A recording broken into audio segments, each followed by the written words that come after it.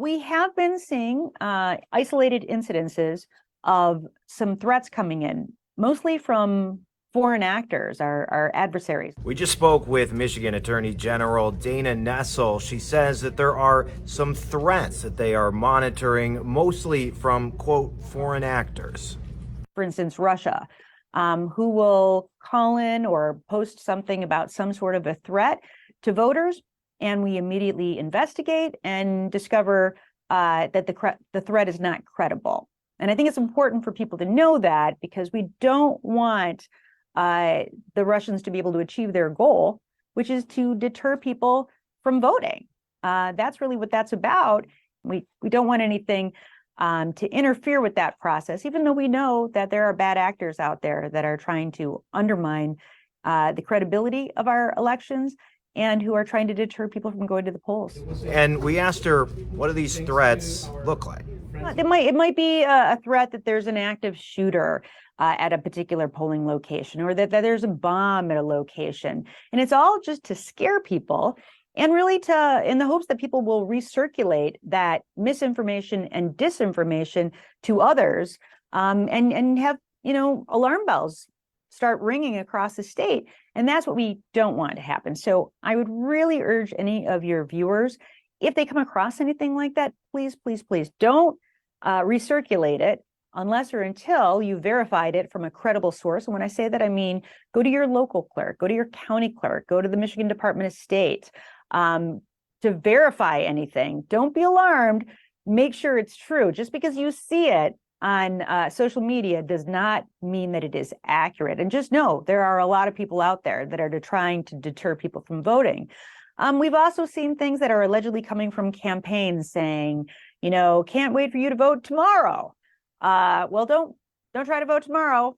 The election will be over by tomorrow, so that kind of misinformation to lead people to think that maybe you could still vote tomorrow.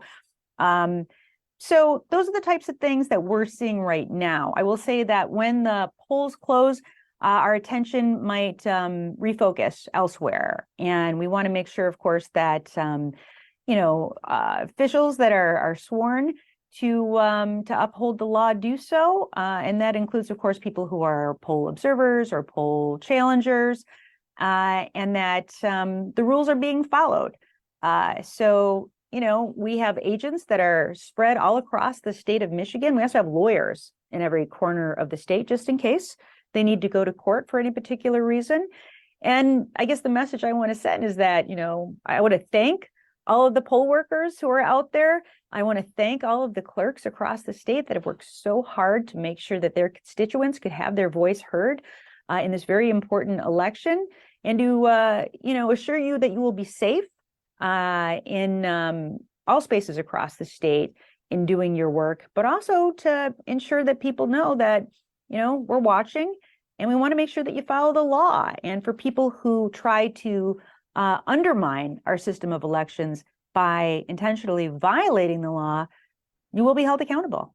And specifically, we asked, what are we monitoring here in West Michigan? I won't say that there aren't some concerns about that, but all I can say is that, we have agents, obviously, that are monitoring things and working with many others in law enforcement to do the same thing, and that we are not expecting to see any issues arise. But if they do, we're going to be prepared to act, and to act quickly. And where she will be as Attorney General for the state on election night, and what her people will be doing. I will be wherever I am needed, is what I'm going to say. So I've been traveling around a little bit. I visited Huntington's place earlier today to make sure everything was running smoothly. It absolutely is. And if I have agents and staff that are in Lansing right now, but as I indicated, I have staff all around the state of Michigan. Literally just about every county in the state has been covered. So in the event that there is some sort of emergency, we'll be able to be there on the scene and prepared, and if need be, to go to the local circuit court right away.